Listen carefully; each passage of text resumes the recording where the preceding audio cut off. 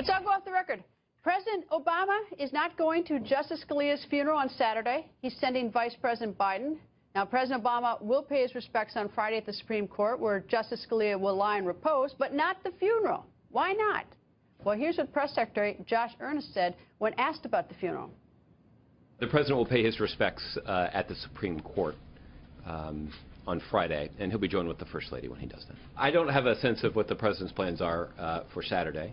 The president obviously believes it's important for the institution of the presidency to pay his respects to somebody who dedicated 3 decades of his life to the institution of the Supreme Court. Now, that doesn't provide us an explanation why the president is skipping the funeral, and the American people deserve to know why our president won't be representing the nation at a Supreme Court justice's funeral. Now, if there's a great reason, I'm going to back the president up, but no reason? Well, that's not right. By the way, when Justice Rehnquist died in 2005, then President George W. Bush went to his funeral and gave the eulogy.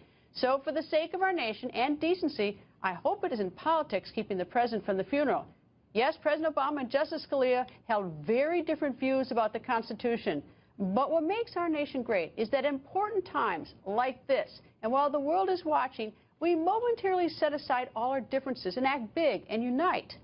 And the following day, well, then it's fair to go back to debating all our differences. So, Mr. President, the ball is in your court. Why aren't you going to the funeral? And that's my off-the-record comment tonight.